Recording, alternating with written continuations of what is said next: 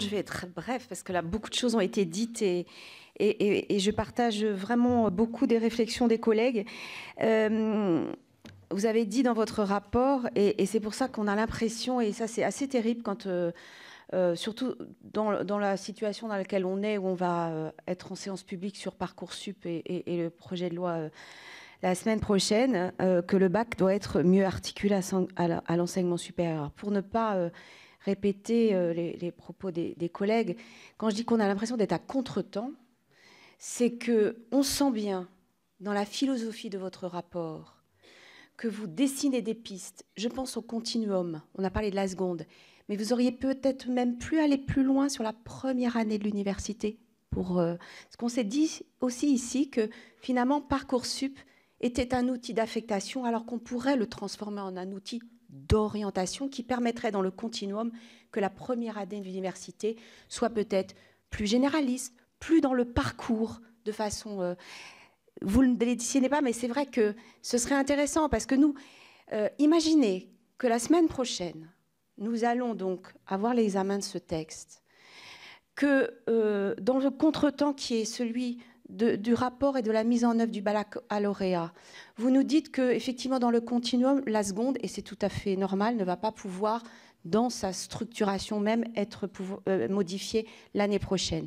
En 2021, nous allons avoir un nouveau baccalauréat, alors même que le nouveau projet de loi sera mis en place.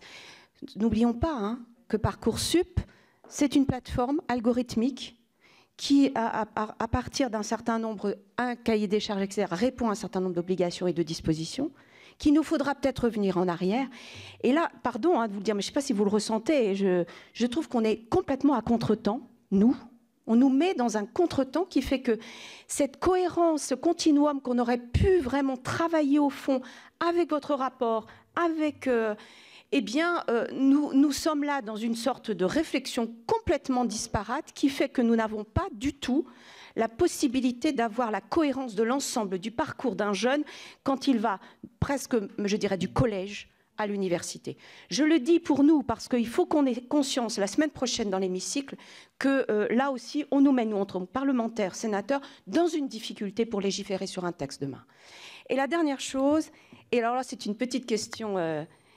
j'ai l'impression qu'avec votre rapport, qui est très séduisant, et la façon dont vous dites, alors moi je ne suis pas spécialiste, donc c'est vraiment aussi, mais je l'ai lu avec beaucoup d'attention, vous changez presque la nature du bac en termes de valeur. Je ne sais pas comment, j'aimerais que vous le qualifiez, ce nouveau baccalauréat. Alors on ne sait pas ce que le ministre va...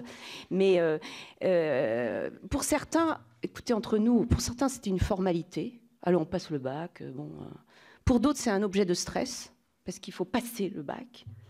Mais finalement, la valeur intrinsèque du baccalauréat, qui a été celle juste peut-être de générations précédentes, n'avait plus cette valeur-là.